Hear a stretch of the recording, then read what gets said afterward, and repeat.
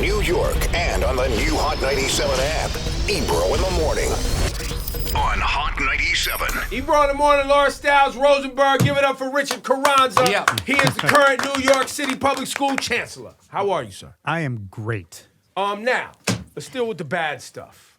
And then we'll get to all the great stuff because there's some good things happening. First and foremost, thank you for coming back on the show. Thanks for having me. There are allegations that you have fired or pushed out teachers because they're white women, specifically, or white. What do you have to say to that? Not true. Everybody's got to do their job. We have had competitive processes for people to interview for jobs, and the best people got the jobs.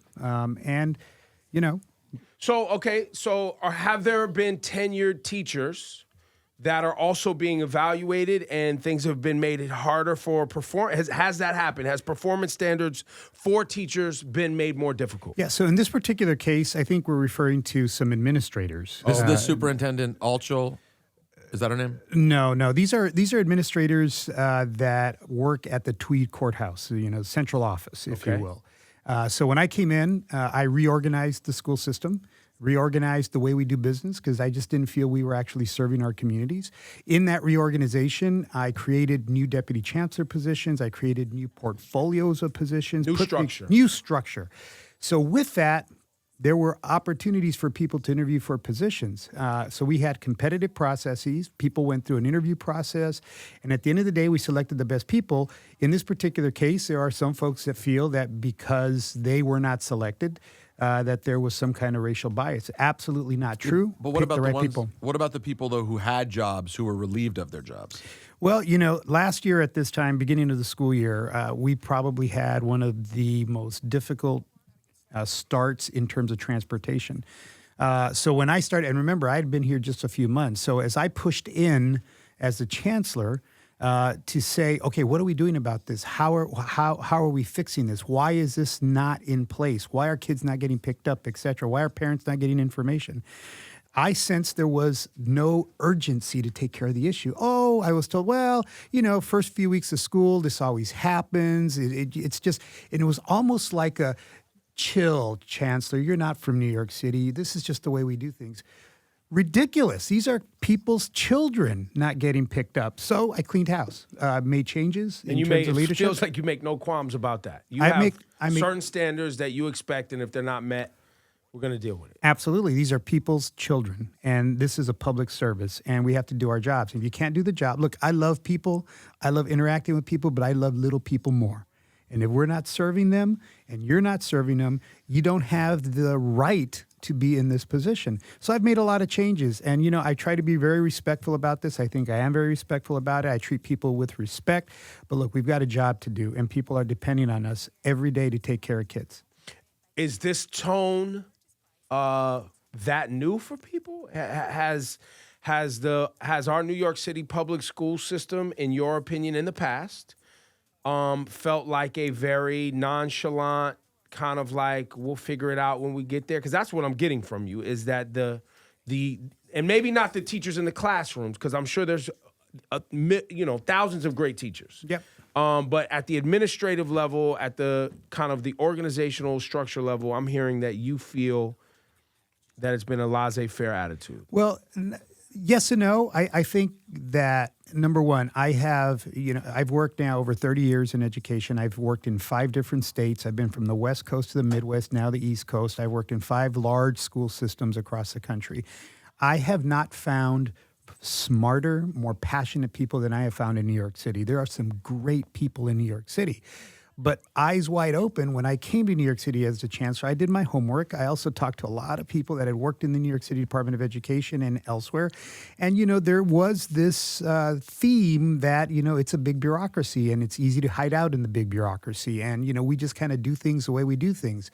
And one of the things that has really struck me, perhaps because I've lived and worked elsewhere, I've seen different ways of doing things. And, I bring that knowledge base to this job. Look, I've seen it work well. I've seen special education work well. I've seen transportation work well. I've seen culturally responsive education and ethnic studies work really well.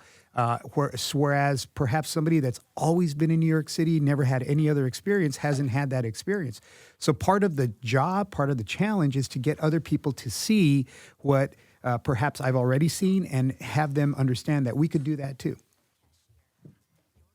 I feel like every time I see the newspaper, it's always, the headlines are always like, Richard Carranza, all he talks about is racism. All he talks about division and is getting nothing done, right?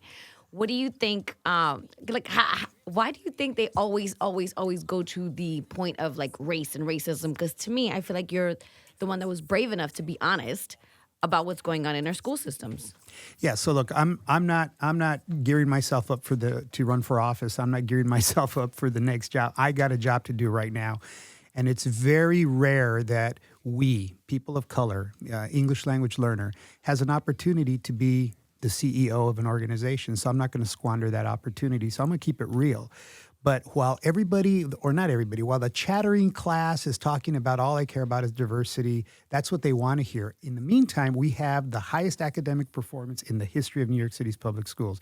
We have turned around our transportation department. We've made massive changes. Our suspensions are down, in particular suspensions, disproportionate suspensions, where, when I arrived, if you were a black student in the elementary school, you were 4 times more likely to be suspended than your peers. If you were a black male student in high schools for the very same offense, you could get anywhere from 7 to 13 additional days for the exact same offense as compared to your peers. We've taken that on. We've changed the disciplinary code. We've now put limits on how many days kids can get suspended. We've implemented restorative practices. We've now gotten a definition of culturally responsive and sustaining education. Our graduation rates are the highest they've ever been. Our college going rates are the highest they've ever been. See, they don't talk about that stuff because that would then be the counter narrative to this is a race baiting chancellor that comes from somewhere else. No, let them keep talking about that while we are going to keep doing the real work of transforming the system. To me, it's so problematic to me, though, that people even are upset that there'd be a conversation around race when, like, if you look at the disparity in this school system, I've been shocked to learn, I don't have children yet, and I've been shocked to learn, what the school system's like in my neighborhood on the Upper West Side and how segregated it is.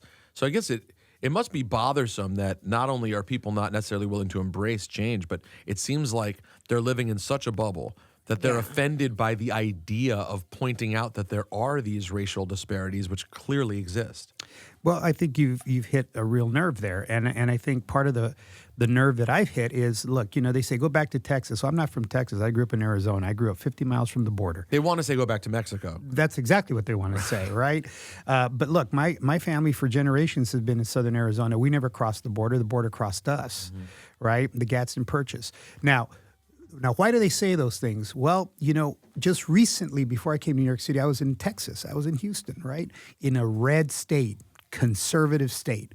And I would look longingly to the East Coast of New York City, progressive, blue, everything I wanted to be. I get here and I find that it's the same kind of mentality in many cases, just wrapped in a different cloak. So when you call it out and we say we're progressive, yes we are. We're liberal, yes we are. We believe that everybody has a fair shot in the biggest city, the most diverse city in America. Yes we do. And we believe that all kids should go to school together. It doesn't matter who you are. Whoa. Not my kids. Not my kids. So I'm all about integration. I'm all about diversity. I'm all about, being progressive until your kids have to go to school with my kids. When some of that is class in New York City. Some of that because you have billionaires living next door to public housing, right? They want to, it's cool when it's on your block because of the proximity. So some of it is also class, and then there's the racial dynamic that is associated to the economic class also. Let's go a little deeper into that, right? Because there is something for a student to see themselves culturally or with complexion as leadership in a school. There's also something to a teacher understanding culturally how to deal with an emotional issue or a behavioral issue with a child. Yeah. And I've read articles about white teachers suspending black kids more heavy-handedly because of how they view black children culturally, or how that school in particular, or the administration there. Are you working to hire a more diverse staff? And is that what people are really panning you on? Because you are trying to bring in more Black administrators and more Spanish-speaking and culturally Hispanic teachers. Absolutely, and Asian students as well. I mean, when you think about students of color, it's Black, Latino, and Asian. 82% of our school system is comprised of that. So kids should see in their classrooms, they should see in positions of leadership, people that look like them. And I give the example, look. And to cut you off, that is why this is happening, is because people see themselves getting replaced by people who don't look like them. And this is the first time in our society, specifically in New York, where a white person has had to deal with that reality in some regard, and it's tough and off-putting. Yeah, well, I have some. Look, I have friends across the country in leadership positions, and when we get together, leaders of systems, and we talk, and my white colleagues say to me, Carranza, you're getting the snot beat out of you, right?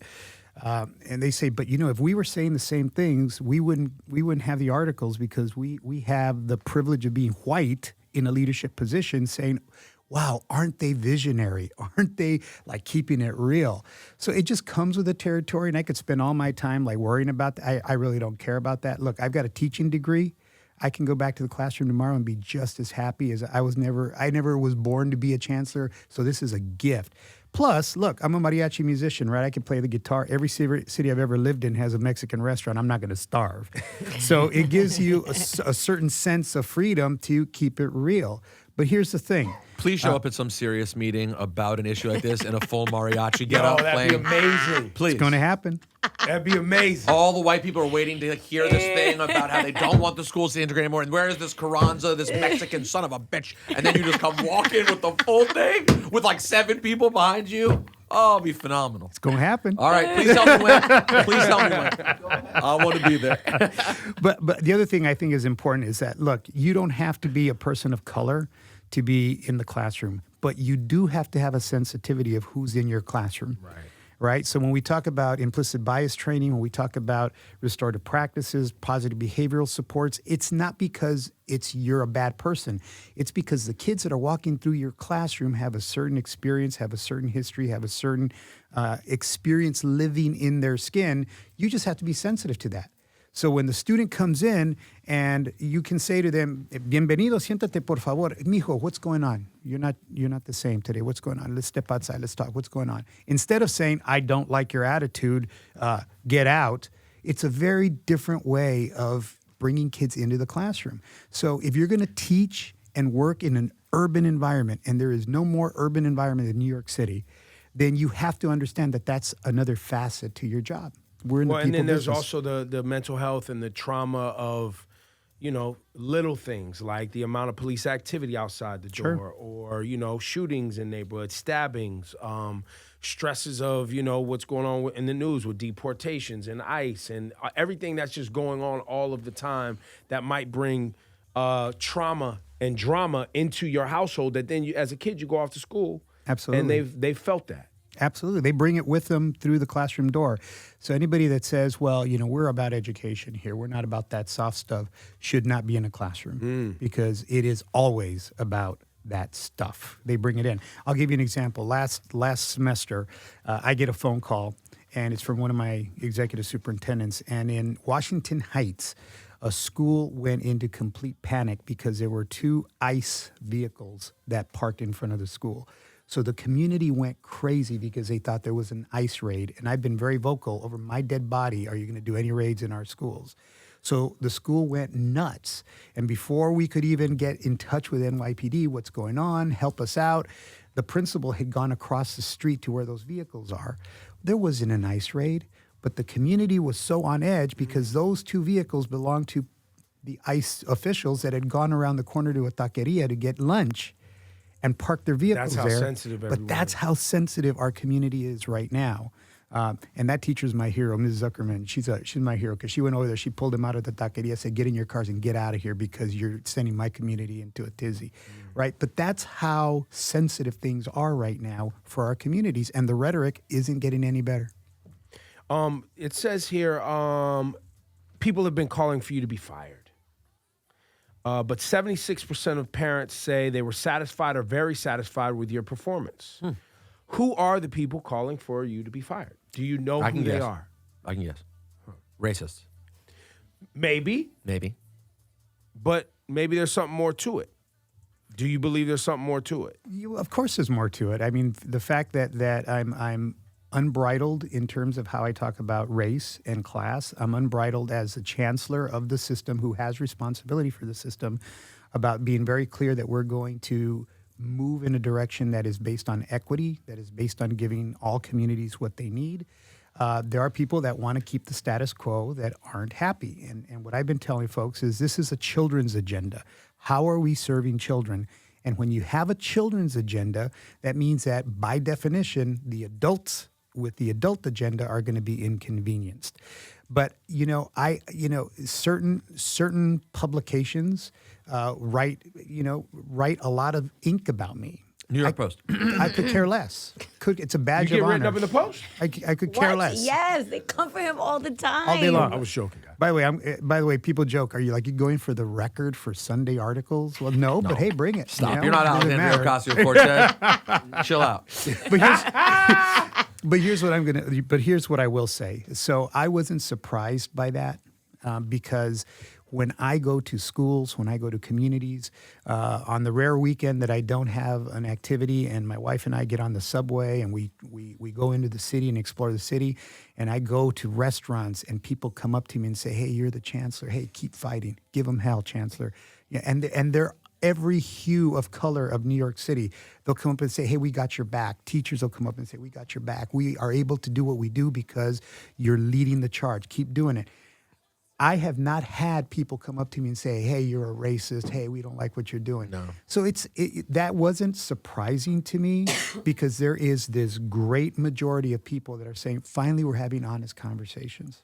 I hope that people listen. I don't follow what's happening close enough to know exactly how you do your job. So I'm not going to sit here and say I know everything about you. But based on what you prioritize as important, I just think as a New Yorker, when I realized how bad this school segregation was, when you really get up close, it's really embarrassing. It really is embarrassing for this city. I hope it that is, people, and I think all of us. I learned about it this year. Yeah, over the last couple of years. children, you know what I mean? But it's like after working with DYCD and just reading, I couldn't believe it when we had a discussion that we had one of the most segregated school systems. It was mind blowing to me, but I see it. It makes sense. Mm-hmm. So I hope people will give you a chance to work and keep working. This year, what is the overarching plan, or how's it work? You going, school just started. Yep. You say, all right, guys, I know you hate my guts, but I'm here. Here's the plan. Actually, most people don't hate my guts. They're like, all right, let's do this. So, obviously, equity is still going to undergird everything we do. We're going to have an eye towards equity, and I'll give some examples about that in a minute. But I met with every single one of our principals last week, and what I said to them is, look, this is the children's agenda. You're on the front lines of the children's agenda. If you're not going to be able to support kids, then we're going to have a conversation, all right? But it's very simple, but it's not simplistic. Number one, how do we know how our kids are doing? So this year, we're going to have formative assessments. We're going to dipstick along the year to give us information. How are they doing? Are they mastering the standards they have to master? Because at the end of the year, they're going to have to take an assessment that assesses whether or not they've mastered the standards. So we're going to do that. We're also going to have a framework that says what is and what should be part of the curriculum that teachers use to help students master those standards.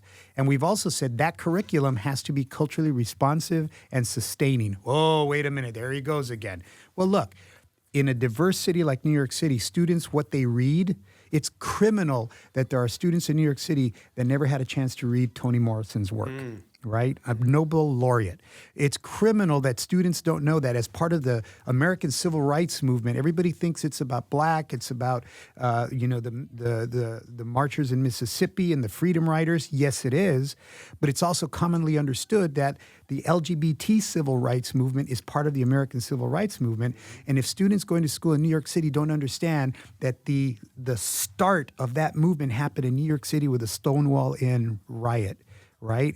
They don't know they're part of history. That is not a culturally sustaining curriculum. They need to know that. They need to see themselves in who they read. They need to see themselves depicted in the history, because we've all had a part of the history. And then people say, well, but that's not really mainstream. Oh, yeah? Let me give you an example of mainstream. The most popular, sold-out Broadway show of all time is Hamilton. How did they tell the history of American history in Hamilton? Hip-hop and rap. That's culturally And a multicultural responsive. cast. And a multicultural cast. That George is- Washington was a black man on the one I saw. Yeah. Hamilton was gay. Yeah. No, I made that part up. But still, I see what you're saying, though, and I agree with you. But that's an example of what culturally responsive and Wait, how you sustaining know he education wasn't? is. No, I'm saying the character in the musical was not gay. Oh. And I don't believe real Hamilton was gay either. In fact, it sounds like he was quite the opposite. Bit of a philanderer. But so that was the message to our administrators. They're all about it this year. So we're going to continue to work our systems and structures that give us information about how our children are doing. We're going to continue to invest in implicit bias training. We hired over 5,000 teachers over the summer for our school system. Every single one of those new teachers got training in implicit bias, and there's additional training that they will have over the course And these are of the year. 5,000 new teachers that are like new to teaching, or teachers from all It's different. a mix. It's a mix. You've got some that are brand new. This is their first rodeo. You've got some teachers that have taught elsewhere that are new to our system. Now, but did this replace teachers that left? yeah, retired. Got it. Teachers retire. Teachers move into other positions. There's always movement. We have 80,000 teachers in New York, so there's always some kind of movement.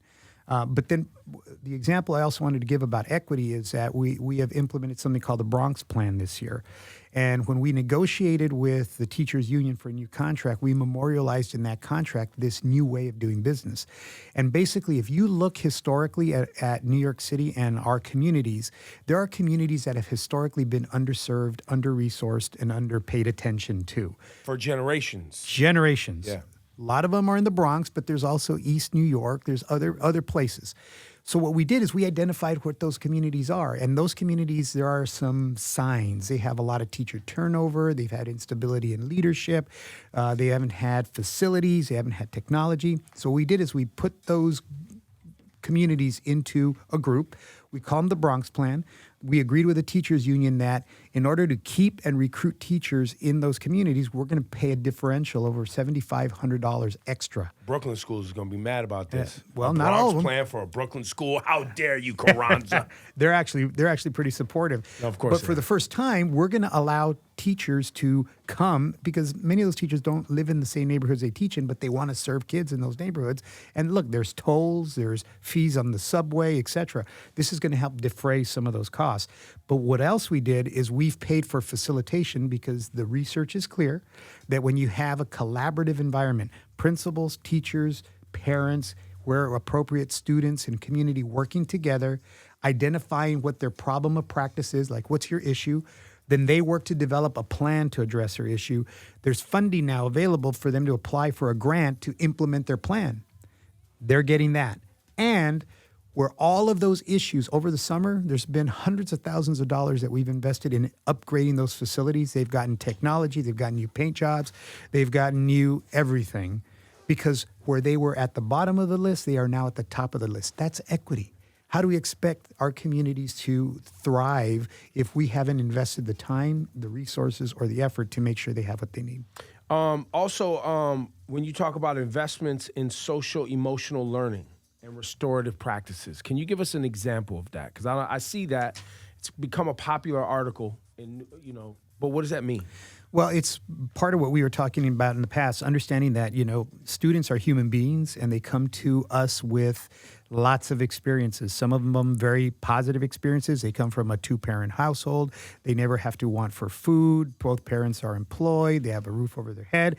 Some of our students come from households that are all the ills of society: intergenerational poverty, homelessness, food insecurity, domestic violence, intergenerational incarceration, etc. So understanding that, how we equip teachers not only to teach their content area, but also equipping teachers to redirect behavior in the classroom, to detect when a student may have some issues or may have some trauma, and then being able to connect when they can detect that, those students with the appropriate resources. We have social workers, we have guidance counselors, we have a number of partnerships with community-based organizations. I don't expect the teacher to be a crisis counselor, but I do expect the teacher to have compassion, been trained and to recognize signs, been trained not to set off a kid, but to bring a kid in and get them the help they need. That's social-emotional learning. It's also the sense of when a student does do something that is antisocial, they mouth off, they don't come prepared. Instead of the first response being, get out of my class, and then you've now set them on another path, they're instead saying, okay, hey, this isn't the way you usually are, it's not the way we do it. How do we fix what you've done that's wrong? That's education. And then how do we get them on the right path? All of that's part of social-emotional learning and positive behavioral supports. And there are schools, I'll give you District 16 here in New York City, that has gone as an entire district and really trained on positive behavioral supports, restorative practices. Where's this? Where's Brooklyn. District? Brooklyn. In Brooklyn. They have seen their suspensions plummet. Not because kids all of a sudden aren't making mistakes, but because they're redirecting the way kids are treated once they do make a mistake. And they've seen their academic achievement go up, right? So we know that there is this correlation between creating these environments and then students being able to do better academically. Oh, you mean when people feel loved and welcomed and appreciated, they perform better? Go figure. Wow, it's crazy. Richard Carranza, the New York City Public Schools Chancellor. Anything we left off the table? No. Looks like most people like the guy. Yeah. New York Post is not supposed to like you, by the way. Which is great. That means when we see the New York Post coming for somebody, we're like, oh, he's doing a good job. Doing a good job. Yeah. It's usually the way it The works only out. bad person that they seem to get it right with their obsessive headlines is Jeffrey Epstein. Everyone else on the list is someone we generally like. Give it up, Richard Carranza. Thank you. Thank you. Thank you, man. Thanks, everybody. Yeah, they're not, it's a tough job, man.